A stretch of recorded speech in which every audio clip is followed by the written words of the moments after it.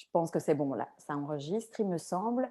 Voilà. Alors bonjour Saverio, je suis vraiment ravie de partager cet échange avec vous. Bonjour Emmanuel, merci beaucoup pour votre invitation. C'était tout à fait normal dans le cadre de cette magnifique semaine de la sensibilité organisée par l'Observatoire de la sensibilité à Paris, hein, dont vous êtes le créateur à la base et qui est co-dirigé par Élodie Crépel et Fanny Marais, qui sont deux femmes fantastiques Mmh. qui nous amènent la sensibilité sur un très beau plateau dans cette société assez dure. Alors, elle se tient du 8 au 16 janvier. Et ce qu'il faut souligner aussi cette année, en 2022, c'est qu'effectivement, le 13 du 1, c'est devenu donc le 13 janvier, c'est devenu la journée mondiale de la sensibilité.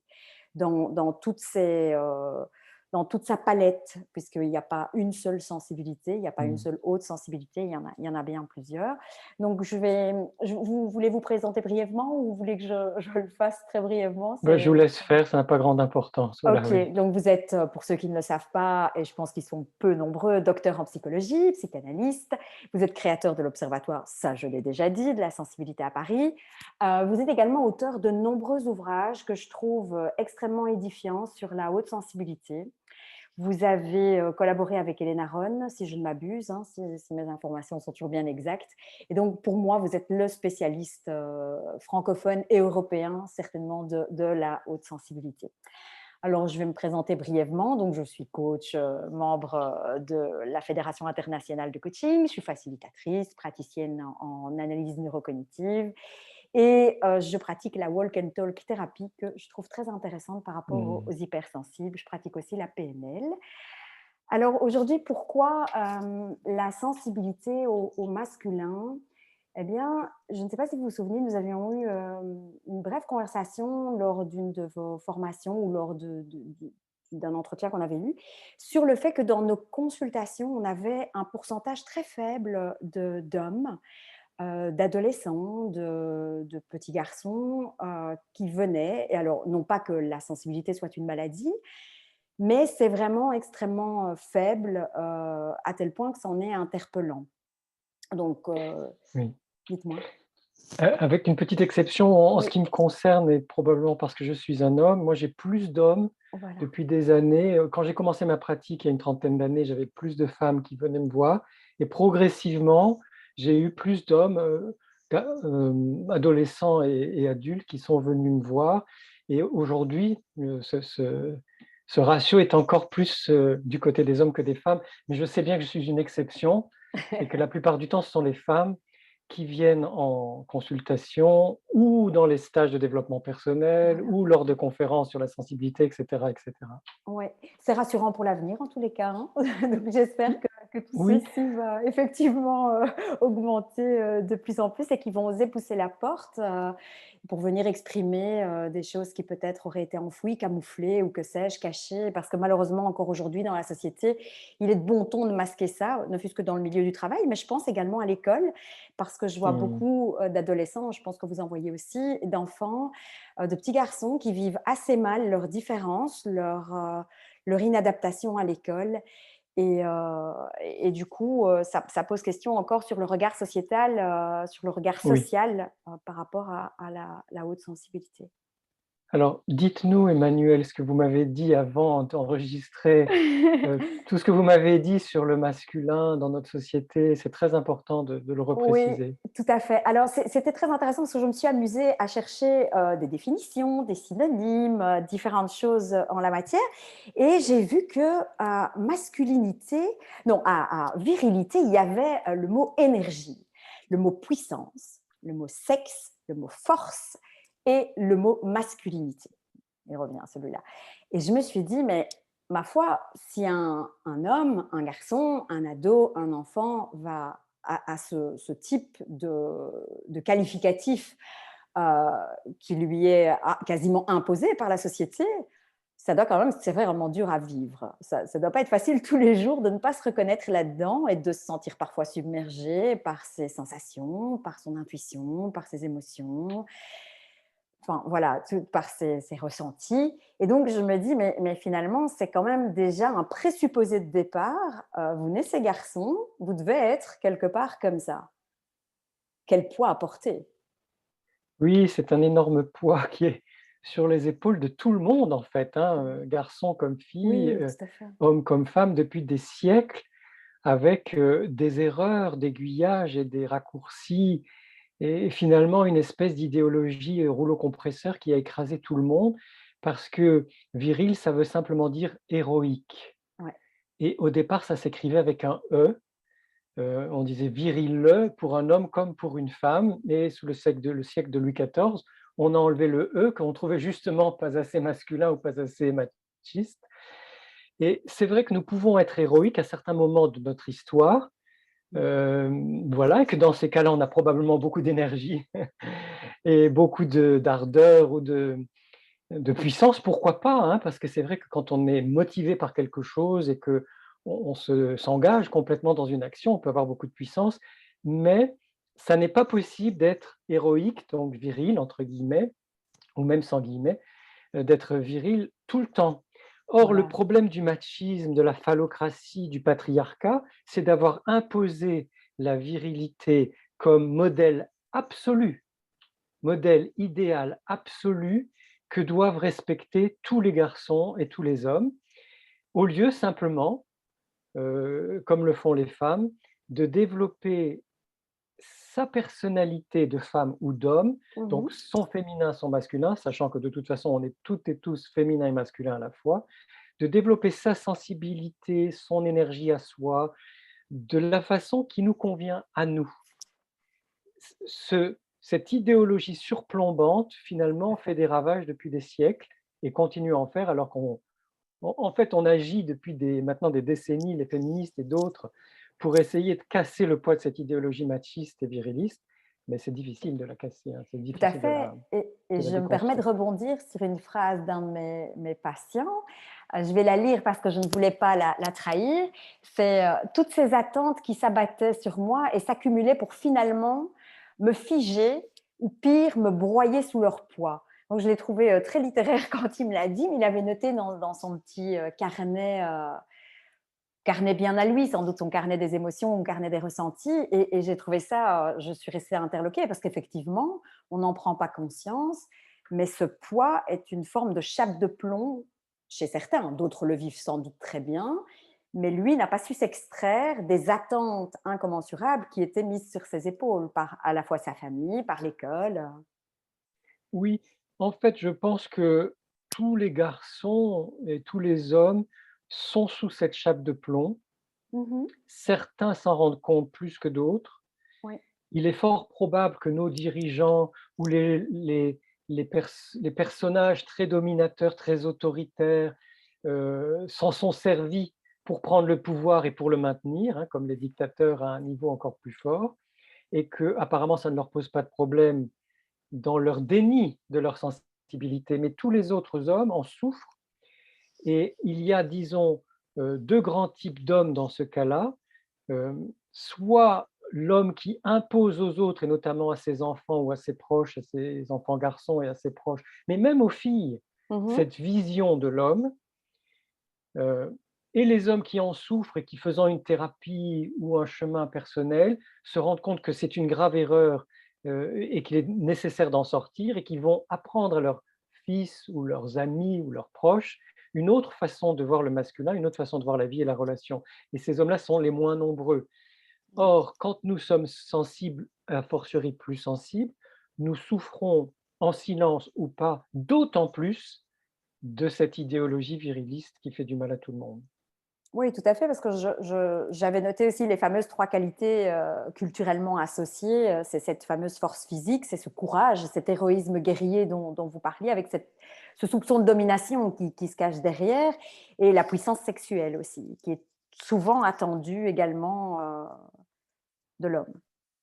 Et tout ça, ce sont des mythes. Ce sont Oui. des mythes parce qu'il n'y a pas de puissance sexuelle, en fait.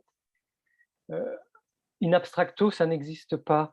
Il y a la force du désir d'une femme et d'un homme ou de 2 femmes ensemble ou de 2 hommes ensemble, de 2 êtres humains ensemble, la force du désir qui permet de partager ce ces sentiments, qu'ils soient amoureux ou simplement du désir, dans un moment de grande puissance. C'est la rencontre qui est puissante. La rencontre, qu'elle soit amicale, amoureuse et à plus forte raison dans l'intime, l'intime pouvant ne pas être sexuel d'ailleurs, hein. Tout On à peut fait. partager des choses très intimes uniquement par la parole et la présence, mais il y a aussi bien sûr l'intimité sexuelle. Et cette puissance, elle est dans la rencontre des désirs. Et c'est encore une, comment dire, une mystification d'avoir fait croire que c'est l'homme qui est puissant sexuellement, comme si la femme ne l'était pas. Les Oui, femmes tout sont à très fait. puissantes sexuellement aussi, Oui, tout à fait. évidemment. Et donc, c'est ce mythe-là, de même que le mythe du courage, on a vu dans toutes sortes de circonstances, que ce soit les guerres, les génocides, les catastrophes naturelles, les attentats, les hôpitaux en période de pandémie, on a vu à quel point les femmes sont courageuses. Et dans Absolument. certaines situations politiques aussi, de femmes qui s'engagent politiquement ou bon, bref, ou dans le travail en entreprise.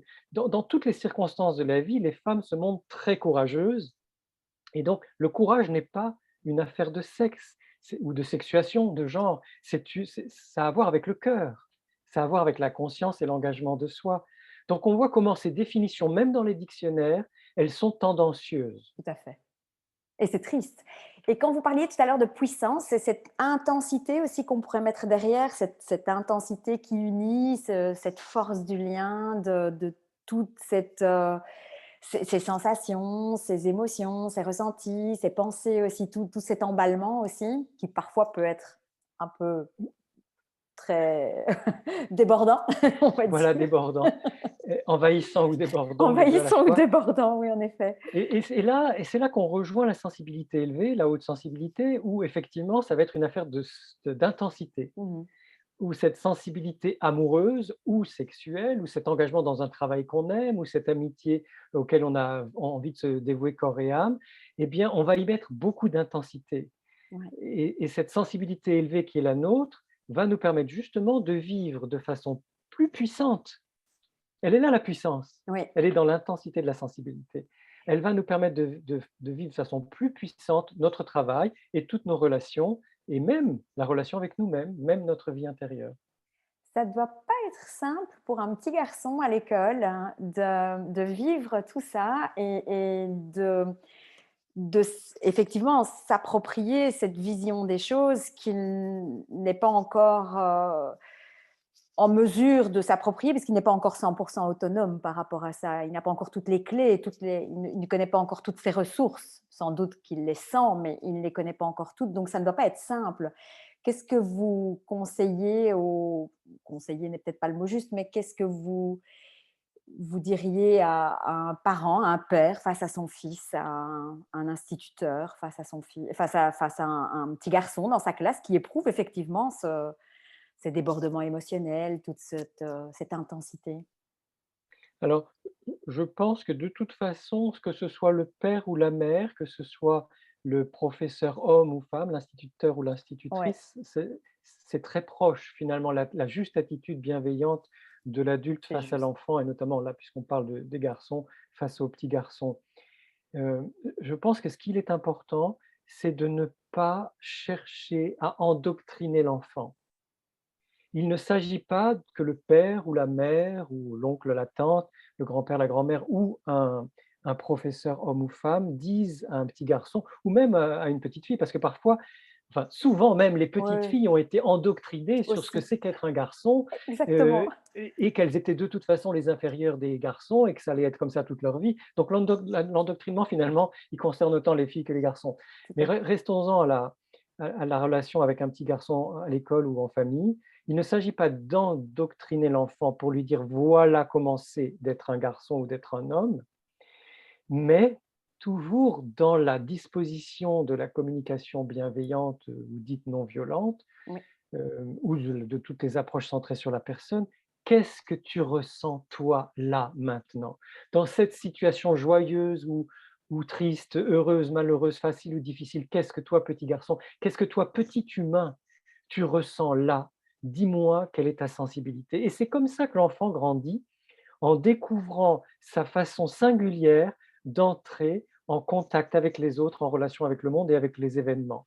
Et donc là, il n'y a plus du tout besoin de façonner ou de formater des filles ou des garçons. Il y a bien sûr, simplement besoin d'être soi, avec sa sensibilité singulière. Et si l'adulte fait ça avec tous les enfants autour de lui, et avec lui-même d'ailleurs aussi, absolument. ça se passe beaucoup mieux pour tout le monde. Oui, oui, tout à fait. C'est ce que j'essaye de dire à mes patients, c'est que c'est une façon unique et tellement singulière d'être au monde que c'est une forme de cadeau. C'est pas du tout une tare, c'est pas une maladie, c'est pas une pathologie. Il y a pas de quoi être soigné. Il y a juste à accueillir et finalement à la vivre pleinement et intensément aussi, Oui, surtout. sans Mais chercher, oui, sans dites-moi? sans chercher à enlever l'intensité. Oui, c'est ça. Hein? Parce que c'est tout le problème de ce mot hypersensible, hyper Oui, voulant dire trop ou démesure ou excès. C'est pour ça qu'on préfère ultra ou, comme les anglo-saxons, haute sensibilité. oui. Quand on dit haute sensibilité, on signifie simplement que c'est une sensibilité plus élevée que la moyenne et c'est tout. Et on est tranquille avec ça, c'est-à-dire qu'effectivement, il y a 30 de la population qui va être plus intense dans ses ressentis, donc dans ses impressions, mais aussi dans son expression, qu'on soit timide ou pas, dans les moments où on s'exprime, on va s'exprimer aussi avec plus d'intensité. Donc comme vous l'avez dit, ça n'est pas un problème, ça n'est pas une maladie, ça n'a pas besoin d'être soigné ou quoi que ce soit, ça a simplement besoin d'être accueilli, apprivoisé Oui. et après, mieux connu. Et quand je connais mieux ces moments de débordement ou d'envahissement qui sont liés à l'intensité de ce que je ressens ou de ce que j'exprime, eh bien finalement, je me sens à l'aise avec ma singularité, avec ce tempérament spécifique qui s'appelle la sensibilité élevée. Quel que soit le sexe, que l'on est, en Oui, fait, quel que soit le genre, c'est-à-dire que je c'est sois la un garçon, recette. une Oui, fille, quelle que soit ma part de masculin ou de féminin à ce moment-là de ma vie, parce qu'on évolue tout le temps, tout à fait. ou dans cette situation-là, parce qu'il y a des situations où on exprime plus de féminin, d'autres plus de masculin, et Mmh. peu importe, c'est ça qui est beau aussi dans la vie. Quelle que soit ma personnalité, mon originalité, je peux vivre cette intensité sensible, qu'elle soit sensorielle, émotionnelle, intuitive, créative, etc. Je peux la vivre parce que je me suis accepté grâce à mes parents. Quand c'est un enfant, c'est grâce aux parents ou aux grands-parents, aux professeurs. Parfois, il suffit d'un adulte, hein. Oui. La grand-mère qui dit: «Oh, ta sensibilité merveilleuse, j'adore comme tu es», ou un professeur qui, au collège, appelle, l'enfant à la fin d'un cours et lui dit: «Mais vous savez, quand vous vous exprimez comme ça, je trouve que votre sensibilité est tellement belle, continuez s'il vous plaît», et ben, ça y est, c'est gagné pour l'enfant Et c'est et là pour que je l'adulte qui va rebondis devenir. sur l'environnement sécure qui est extrêmement important pour l'enfant hautement sensible, quel qu'il soit, mais même pour l'adulte, c'est important de se rendre compte, du fait qu'on a vécu, oui ou non, dans un environnement sécure et que ça engendre la façon dont on va vivre sa haute sensibilité ou son ultra sensibilité. Donc Oui, effectivement, vous pourriez nous en dire un petit peu plus là-dessus? Sur alors ce fameux effectivement, environnement sécure? oui, c'est la 5e des caractéristiques de la sensibilité élevée, la sensibilité avantageuse. Oui. Cette sensibilité avantageuse qui fait qu'un enfant qui grandit dans un environnement de stress, de violence, de misère, de racisme, heu, ou de chaos, Mmh. de confusion, cet Oui. enfant-là, s'il est hautement sensible, va être plus malade, plus souvent malade, plus durablement malade, se blesser plus que ses camarades du même âge, avoir de moins bons résultats à l'école, souvent devenir le bouc émissaire de sa classe ou victime de harcèlement Mmh. et pouvoir développer de l'anxiété, de la déprime et parfois des tendances suicidaires à la fin de l'enfance ou pendant l'adolescence. Ce même enfant, dans un environnement respectueux, qui l'écoute, qui est bienveillant, qui le respecte, qui le soutient, qui le complimente, qui le félicite, qui prend soin de lui vraiment, ce même enfant va réussir mieux à l'école, avoir de meilleures relations, être en meilleure santé et développer des relations sociales, très, très, nourries, très, très, Épanouie fortes, et forte, ouais. épanouies, voilà, Ouais, épanouies, ouais. et en plus, il va bénéficier d'autant plus de tout ce qui est bon dans la vie. Les petits Voilà, moments, les grands et les petits moments qui sont, intéressants pour lui et qui lui font du bien, il va en bénéficier encore plus. d'accord. Qu'est-ce que ça veut dire? Ça veut dire que toutes les personnes hautement sensibles dès la naissance, ou en tout cas dès qu'on repère qu'un enfant est hautement sensible, toutes les personnes hautement sensibles ont besoin d'évoluer, et de grandir dans un environnement favorable, accueillant, respectueux, humain, bienveillant, plein de sollicitude, et cetera, et cetera. Et ça montre l'importance de l'environnement qu'on se crée quand on est adulte aussi. Ouais. N'acceptons plus de vivre dans des lieux ou avec des personnes qui ne nous correspondent pas. Et c'est ce qu'on peut déjà expliquer à un petit garçon, ou à un ado, le choix des amis, le fait de pouvoir refuser aussi une sollicitation qui ne lui convient pas, voilà, aller dans un groupe où il y a trop de bruit, c'est pour lui, enfin, s'il est Oui. misophone ou que sais-je, bah, pouvoir s'autoriser, en fait, à être soi et à savoir ce qui est bon pour Mmh. soi. C'est ça, c'est cet apprivoisement de la sensibilité qui permet progressivement de se rendre compte de ce qui est bon pour soi, de ce qui est moins bon pour soi, ce qui n'est pas bon du tout pour soi et aussi des intensités. Quand il y Oui, a trop de monde, c'est pas possible. Quand il y a un petit peu de monde, je peux pendant combien de à peu près ce oui, laps de temps?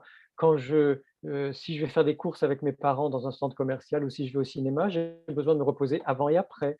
Voilà, on finit par se connaître et à adapter, notre façon d'être avec nous-mêmes, avec les autres, en fonction de nos besoins et de notre sensibilité et non pas en fonction des idéologies ambiantes ou en fonction de ce que demandent les autres.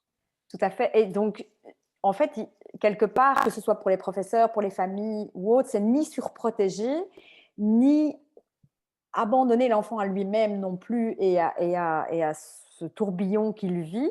Donc, c'est vraiment trouver un juste équilibre et l'accueillir tel qu'il est, le laisser vivre aussi sa sensibilité telle qu'elle est. Et donc là, je voudrais Exactement. rebondir sur le fait que certains enfants développent très très tôt déjà une forme de suradaptation parce qu'ils ont très très vite compris que ben, ils étaient pas, ben, ils se sentaient anormaux, ils se sentaient pas adaptés, développent aussi parfois des faux selfs et une forme aussi de dissociation, parfois j'entends ça. Comment éviter ça? Est-ce qu'il y a un moment où on peut repérer ce glissement vers Oui, c'est l'adaptation une question sociale? très importante, même si elle est délicate. Oui. C'est-à-dire qu'effectivement, à aucun moment l'adulte, que ce soit le parent ou l'enseignant ou l'éducateur, ne doit demander à l'enfant, surtout s'il est hautement sensible, de se conformer à son milieu. Mmh. C'est une demande qui n'est pas recevable. Bien sûr qu'il y a des adultes qui le font parce qu'on leur a demandé quand ils étaient enfants et adolescents et continuent à le faire, dans une espèce de répétition à l'aveugle. Mais pour celles et ceux qui nous écoutent, c'est vraiment important d'accepter que c'est à nous, adultes, qui avons fait notre croissance, notamment notre croissance émotionnelle et qui avons plus de capacité à prendre de la distance Oui, avec les injonctions de la société, des réseaux sociaux, des médias, et cetera. C'est à nous à prendre le temps d'accueillir chaque enfant tel qu'il est et non pas à demander aux enfants de se conformer à notre propre conformisme, c'est-à-dire à se suradapter de la même façon que nous nous sommes adaptés ou suradaptés nous-mêmes. Donc ça, c'est très important et comme vous le mmh, disiez, il ne s'agit pas de surprotéger, mais de protéger. Tous les enfants ont besoin d'être protégés, c'est notre ouais, rôle d'adulte, mais protéger dans la mesure de ce qui est nécessaire selon les situations et en fonction de l'âge. Et bien de la même façon, on va encourager les enfants à exprimer leur singularité, leur spécificité. Et c'est ça qui leur permettra de se sentir fortes et forts, donc pour un petit garçon de se sentir fort, face aux demandes de l'environnement, de s'adapter au consensus et au conformisme, aux prétendues normes oui. de la société, hein, qui ne sont pas. Sans être stigmatisé et finalement, si ce n'est pas le cas et si on ne repère pas ça, il y a aussi un coût énorme pour, l'individu, on va dire, parce que finalement, ça fera un adulte insécure, anxieux, inquiet Oui, et le autres. coût. Oui, c'est ça. Le coût, c'est le coût de la suradaptation ou de la dissociation. C'est-à-dire que, Ouais, tout à fait. développer une fausse personnalité, c'est-à-dire porter un masque en permanence ou le plus souvent possible parce qu'on s'est rendu compte à un certain moment dans sa famille, à l'école, collège, lycée ou même à Mmh. la fac, puis après en entreprise, qu'on devait se comporter d'une telle façon. Surtout pour les hommes.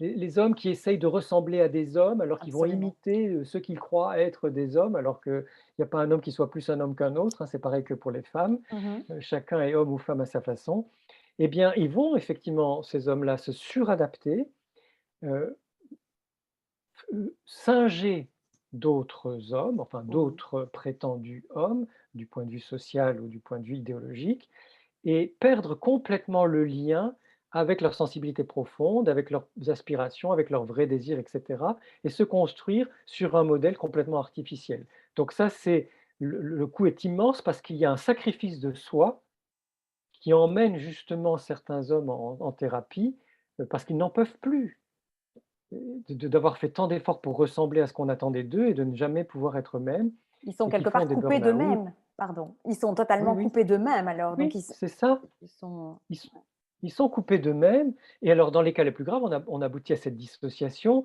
qui mmh fait mh. que justement cette coupure, elle peut être permanente, sachant, comme vous et moi nous travaillons aussi sur le traumatisme, Oui. que la dissociation peut, être la conséquence d'un épisode traumatique Tout à grave ou fait, aigu. tout à fait, exactement et effectivement, chez les adolescents, on voit déjà apparaître effectivement, cette dissociation suite à des événements scolaires, de harcèlement, de rejet, de raquettes ou que sais-je, malheureusement encore trop présents, en milieu scolaire, effectivement. Oui et qui sont, disons-le, qui sont tous des traumatismes, hein. Oui.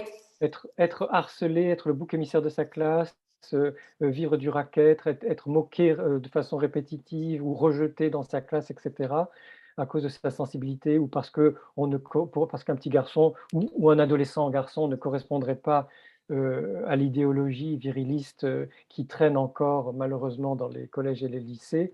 Ce sont des traumatismes pour ces adolescents et ils y survivent, ils les surmontent comme ils peuvent, parfois en se repliant, parfois en se coupant d'eux-mêmes, parfois en essayant d'imiter ceux qui se moquent d'eux pour, être du bon côté, Mmh mh. enfin, estiment-ils, à ce moment-là, d'être du bon côté pour ne plus se faire harceler et malheureusement, certains se suicident, hein. C'est important de souligner à quel Oui. point la violence contre les enfants et les adolescents, la violence éducative, la violence sociale, les pousse malheureusement certains à aller jusqu'à se donner la mort. Tout à fait. J'ai récemment lu, je n'ai pas retenu, mais le pourcentage, et notamment le pourcentage masculin au niveau adolescent et enfant, c'était assez impressionnant, effectivement, cette force de la blessure, de la souffrance, effectivement.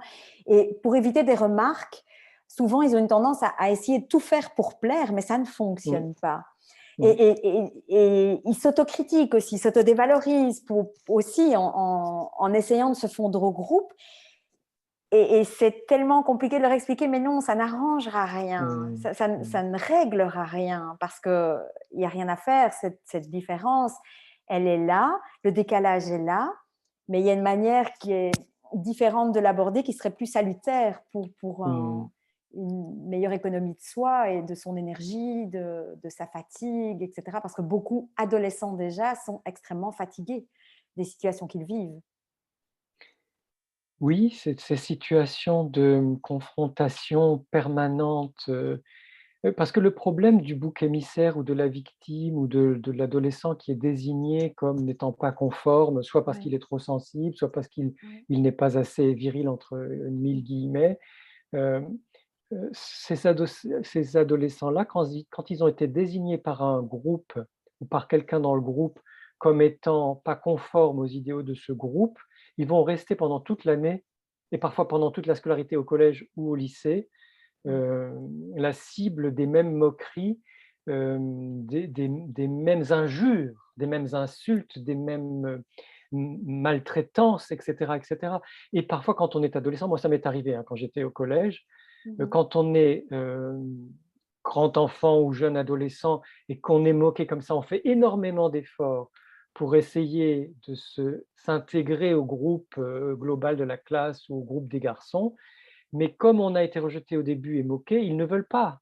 Ils ont besoin de le groupe a comme besoin du bouc émissaire pour pouvoir continuer à fonctionner. Donc malgré nos efforts pour essayer de faire en sorte qu'ils nous acceptent, on n'est pas accepté. Et Tout moi, ce à qui m'a fait. sauvé, je le dis, hein, très Oui. très simplement, c'est que Merci de quand je suis partager. passé du collège au lycée, Oui. j'ai tout fait pour ne pas aller dans le lycée qui dépendait de ce collège. Et je suis allé dans un lycée où je n'allais connaître personne. Mmh mh. Bon, à part un copain qui était un bon copain d'ailleurs, Oui. et qui est allé dans ce lycée et qui était dans ma classe en seconde et puis après, était dans non, je crois qu'on était ensemble jusqu'en terminale. Enfin, peu importe pour ce détail. Mmh mh. La chose qui m'a sauvé, c'est d'avoir changé d'environnement. Parce que sinon, je me disais: ils se sont foutus de moi pendant tout le collège. J'ai vécu le martyre et l'enfer pendant 4 années, au jour le jour, je vous assure, c'était horrible et ça va continuer encore pendant 3 ans, je ne voulais pas. Je n'étais pas prêt à vivre ça. Donc c'est important que les parents sachent que par moment, c'est le changement d'établissement ou le changement de quartier ou le changement de quelque chose qui va permettre à l'enfant, notamment là, l'adolescent garçon qui est harcelé, de sortir de cet enfer, de cette horreur au Tout à quotidien. fait. Merci de partager ça, Saverio. Je pense que ça parlera à certains et même peut-être à beaucoup malheureusement. Mm. C'est clair que je vois aussi des parents et ça rejoint ceci, c'est que des parents viennent à moi et me disent mais je voudrais tellement qu'il soit comme ça. Vraiment, ils voudraient qu'il corresponde en fait que je leur rende quelqu'un de nettoyé, on va dire. Voilà, c'est ça, de gommé. Ils voudraient qu'il ait plein d'amis. Ils voudraient qu'il soit dans des sports de groupe, qu'il fasse du foot ou que sais-je, un truc un peu, enfin, qui a l'air un peu viril entre guillemets.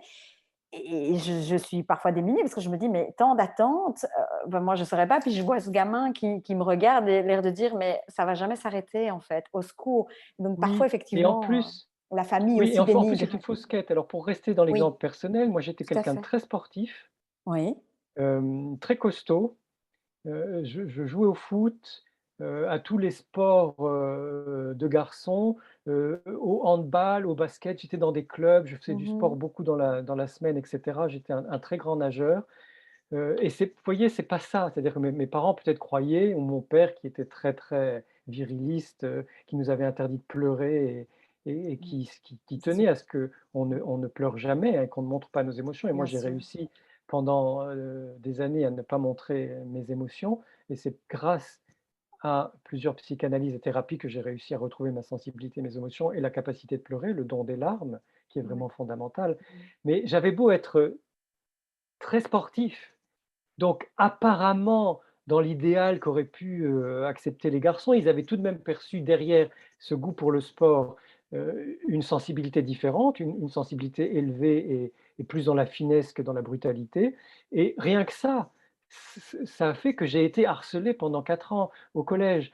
Donc c'est pas parce qu'on va faire du sport ou même de la boxe ou du karaté, hein, j'ai fait des arts martiaux aussi, c'est pas parce qu'on va faire ça à un garçon qu'il sera moins moqué au collège. Je pense que les parents ont besoin d'accepter leur enfant, fille ou garçon d'ailleurs, exactement comme elle est ou comme il est, que Oui. c'est un long chemin quand on est Oh oui. parent, j'ai 2 enfants donc je sais de quoi je parle.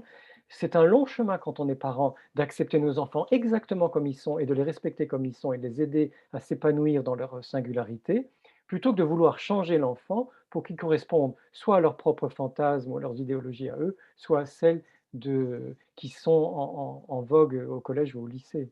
Tout à fait. Et c'est là qu'il y a encore un chemin à parcourir pour éduquer, en tout cas faire grandir les consciences par rapport à ça, au niveau parental, au niveau éducationnel et effectivement au niveau de la société, parce qu'on est encore loin. Mais effectivement, dans les écoles, et je pense que ça doit commencer très tôt, c'est-à-dire dans le niveau des petits, pour déjà aussi éduquer, que ce soit petite fille et petit garçon, et instituteurs, au fait que oui, la différence, elle existe, la sensibilité existe, elle s'accueille, elle est belle. Et oui, on peut avoir un petit lieu de sécurité dans lequel aller s'isoler pendant un petit moment si on en a besoin, parce que c'est soi. Mmh. Mais c'est vrai que des professeurs me rapportent que lorsqu'ils ont une classe à gérer, pour eux, c'est très compliqué aussi, Mmh. parce Mmh. que ça fait une sorte de, m'a dit un professeur, un clou dans la chaussure. Donc j'ai trouvé l'expression Mmh. assez peu adéquate. Mmh. Je peux entendre, je peux tout à fait entendre ça, mais par contre, à vivre au quotidien, pour l'enfant, ça ne doit pas être simple parce que quelque part, il est obligé de se conformer. Oui, alors c'est vrai, hein, que les enseignants ont un travail extrêmement difficile, et Ouais, surtout, depuis quelques années, c'est particulièrement rude et éprouvant en collège. Donc c'est vrai que pour les enseignants, c'est pas facile. Néanmoins, malgré les grandes difficultés de ce travail qui mérite le plus grand respect, un enseignant peut accepter la sensibilité singulière, élevée de ses élèves et notamment des garçons, mmh, et surtout ne pas accepter qu'on se moque d'une fille ou d'un garçon qui est plus sensible que la moyenne, ou qui a une sensibilité particulière, ou qui a une originalité. Je pense que dans les règles du jeu, dès le début de l'année, il doit y avoir le fait de dire: Ça ne passera pas». mmh. Si vous vous moquez de la sensibilité de quelqu'un ou de ses particularités ou de son originalité, ça ne passera pas. Vous aurez une heure de colle ou vous serez renvoyé, et cetera. C'est-à-dire d'être extrêmement strict sur le respect des subjectivités de chacune et chacun, et donc de la sensibilité de chacune et chacun, parce que j'ai, eu la chance d'enseigner à la fois à l'université, mais aussi en lycée, où c'était difficile, hein, parce que c'était Bien sûr. en banlieue parisienne. Et je dois vous dire que j'ai beaucoup bataillé pour que les élèves se respectent entre eux et respectent la sensibilité les uns des autres, et c'est possible.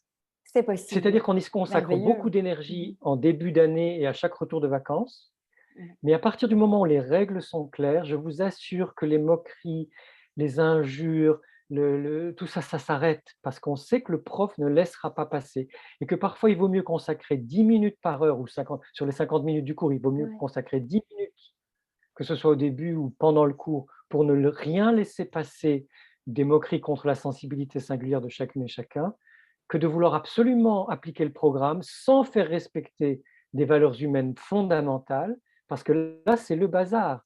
Et que ou alors, les enfants dans des milieux plus favorisés ou des quartiers plus favorisés, les enfants vont développer uniquement leurs compétences intellectuelles au Ouais. mépris de la sollicitude, de la bienveillance, du respect de l'autre, de l'écoute et de l'accueil. Tout à fait et je rebondis sur le fait que la mise en mots est extrêmement importante et que la communication est également importante, interpersonnelle et intrapersonnelle, aussi la communication avec soi, mais la communication aux autres Mmh. et la création d'un petit mode d'emploi aussi Mmh. Mmh. personnel pour, apprendre aussi aux autres, qu'on est un peu différent, voir un peu avec qui le faire. Mais je pense que ça peut être utile aussi en classe et ça peut participer très petit au fait de s'apprendre, chacun dans le respect de l'autre et c'est un beau chemin. Je pense qu'effectivement, ce serait intéressant qu'il y ait des minutes consacrées à l'éducation, relationnelle en tout cas. Heu, Exactement, et que cette éducation relationnelle qu'elle tienne compte de la sensibilité, qu'on puisse parler de la sensibilité en tout à disant que c'est fait. un trésor, que c'est une richesse. Comme vous l'avez dit, la sensibilité est belle, quelle qu'elle soit, Ouais. et on peut dans ces moments d'éducation à la relation et à la sensibilité, parler de communication non violente Ouais. et expliquer les 4 étapes très simples de la communication non violente. J'observe, je ressens, j'ai besoin, je demande, Mmh. et en sachant qu'on n'est pas les autres sont pas obligés de répondre à ma demande, mais au moins je l'ai posée clairement. Tout à fait. Et que déjà, si en début d'année, dans tous les cours de toutes les écoles, collèges et lycées, et même à la fac, on parlait de communication non violente lors des premiers cours et qu'on posait ces bases-là, plus ce que vous avez dit sur la relation et la sensibilité, il y a aussi des parents d'élèves qui ont créé une affichette pour expliquer ce que c'est qu'un adolescent hautement sensible ou un enfant hautement sensible, des affichettes à coller dans les classes ou à mettre sur les tableaux en liège, là, Oui, oui, enfin, peu dans les importe, hein, couloirs. dans les couloirs ou à l'entrée de la classe, et cetera, pour dire: «Voilà, ça existe, ça concerne 30 d'entre nous. C'est important de savoir que la sensibilité élevée se manifeste de telle et telle façon et que nous avons besoin de ci et de ça pour bien vivre notre année scolaire». Je pense que plus nous serons nombreuses et nombreux à le faire et à Ah oui, informer les parents, les jeunes eux-mêmes, les enfants, les adolescents et les enseignants, plus, cette connaissance de la sensibilité et de la sensibilité élevée permettra de ne pas en avoir peur et simplement d'en tenir compte quand elle se manifeste et de la façon dont elle se manifeste, avec une grande détente et finalement le sourire, l'humour, en se disant: «Tiens, voilà une occasion de créer et une opportunité de faire quelque chose de beau ensemble». absolument et c'est ce qui me tient à cœur parce que je vous partage que également j'ai vécu des souffrances à l'école, du harcèlement Ah! scolaire, mais très petite et donc c'est aussi ce que je souhaiterais éviter, Mmh. aux enfants et aux adolescents et à mon sens, ça commence à ce moment-là parce que Mmh. récupérer après un adulte qui a souffert, qui a eu des enfin voilà, des vécus douloureux à l'école et qui n'attendait qu'une chose, c'est que de changer, mais que malheureusement, ce n'était pas compris parce qu'il Mmh. n'osait pas s'exprimer. Effectivement, c'est important de commencer là et ce serait formidable d'avoir ce que vous venez d'exprimer, c'est-à-dire effectivement ces minutes en début d'année où Mmh. on explique tout ça et on impose quelque part, entre guillemets, le respect de l'autre dans toute sa singularité, Mmh. dans le fait qu'il est unique et on est tous uniques et c'est parfait comme ça, c'est tellement beau. Donc effectivement, la sensibilité, la haute sensibilité est un cadeau merveilleux à vivre, Mmh. intensément. OK, c'est pas confortable tous les jours, hein, on va se l'avouer quand même, hein, il faut se le dire, c'est pas confortable tous les jours. Oui, Mais à partir du mais moment où on voit son seuil de débordement, où on a bon, pour un enfant, c'est voilà. plus compliqué, hein. J voilà. J'ai remarqué aussi que chez les adolescents, garçons et chez les petits garçons, c'est aussi plus compliqué pour eux de voir le seuil de débordement, la saturation. Bon, le mot saturation, je ne l'emploie pas très fort, mais à partir du moment où on arrive à repérer Mmh. quand la jauge commence à être du Mmh. mauvais côté, ben, je veux dire, les choses sont rendues plus simples. Vous alliez dire Oui, quelque chose, oui. oui, oui, les choses sont rendues plus simples parce qu'en fait, comme, notre sensibilité est le fondement de notre intelligence, plus on développera la connaissance de la sensibilité à l'école et la connaissance et l'accueil de toutes les sensibilités singulières de chacune et chacun, plus nous allons pouvoir développer l'intelligence sensible, l'intelligence du cœur, l'intelligence relationnelle, l'intelligence des situations. Et en fait, tout le monde y gagnera. C'est-à-dire les élèves hautement sensibles en question, comme vous et moi qui avons été harcelés, et Ouais, malheureusement vous avez été harcelés encore plus petite que oui, moi. Moi, j'étais au mais moins déjà au collège et c'était plus ouais. facile, certainement qu'à l'école primaire. Je sais que pour les enfants petits, c'est particulièrement horrible Mmh. et douloureux et désespérant d'ailleurs.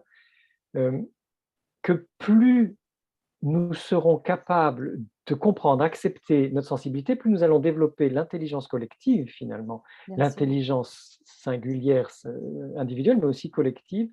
Et en fait, tout le monde y gagnera. Donc les enfants sensibles ou hautement sensibles, les enseignants, l'administration des écoles, des collèges et des lycées, mais les parents aussi, et plus tard la société.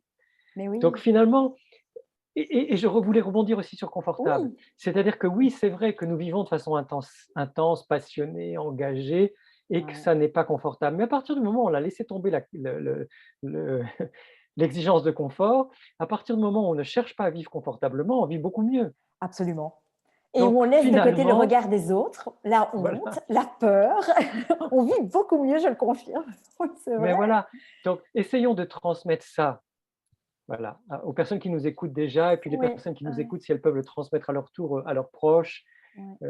Pour que cette farandole des personnes, à la fois hautement sensibles, mais qui accueillent leur sensibilité, qui acceptent la sensibilité quel que soit son degré, et que ça puisse permettre, en famille, à l'école, dans les collèges, les lycées, les universités, puis plus tard au travail, de bien vivre sa sensibilité sans complexe et que finalement, le fait que l'autre ait une sensibilité différente, qu'elle soit plus élevée, moins élevée, plus ceci, moins cela, ça n'a aucune importance, Voilà. que ce soit source de joie, source de créativité, source de richesse finalement dans nos Ouais. relations. Je voudrais rebondir, je me permets, vous m'autorisez à ajouter l'intelligence des mots aussi, Oui, parce qu'on ne pense jamais qu'un mot peut blesser plus oui, qu'un coup.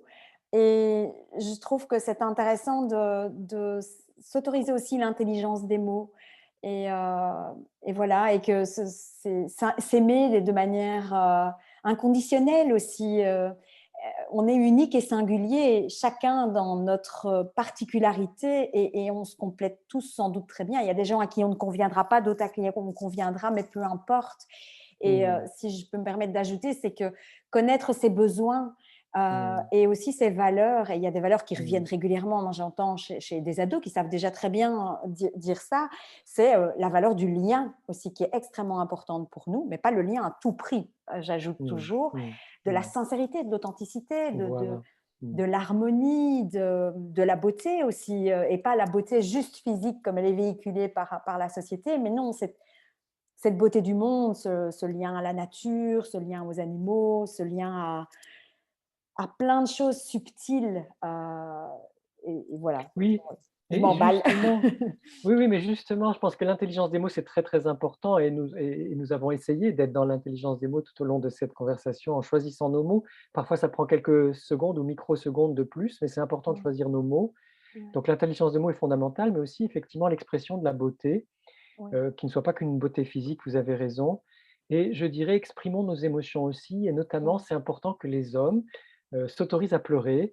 pleurer devant leurs proches, mais aussi à pleurer en public, parce que plus nous serons nombreux à pleurer en public, alors les femmes aussi bien sûr, hein, mais que les hommes aussi également pleurent en public, plus nous serons nombreux à pleurer en public, plus la culture va changer en trouvant ça tout à fait naturel, habituel et acceptable de voir des hommes, quel que soit leur âge, pleurer en public, que ce soit pour une tristesse, mais pour une joie aussi, parce qu'on a vu Voilà. quelque chose d'émouvant, parce que voilà, et que finalement, le fait d'exprimer librement ses sentiments, ses émotions, va aussi contribuer à libérer la société. absolument. Et on n'a pas que 5 ou 6 émotions, comme il est souvent Oui, dit un peu partout dans les médias. On en a bien plus que ça, elles sont bien plus subtiles et c'est l'apanage aussi des ultrasensibles oui, oui, de connaître toute cette palette subtile des émotions et c'est tellement beau. Justement, explorons-la, apprivoisons-la oui,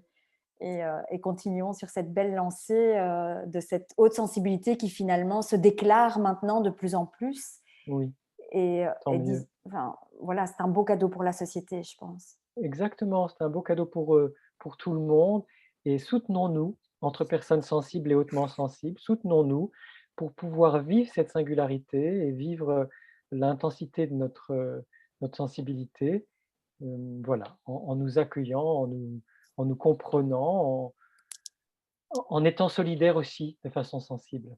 Oui, tout à fait. Est-ce que vous auriez un mot à ajouter? Je sais que votre temps est compté parce que votre agenda est fort chargé.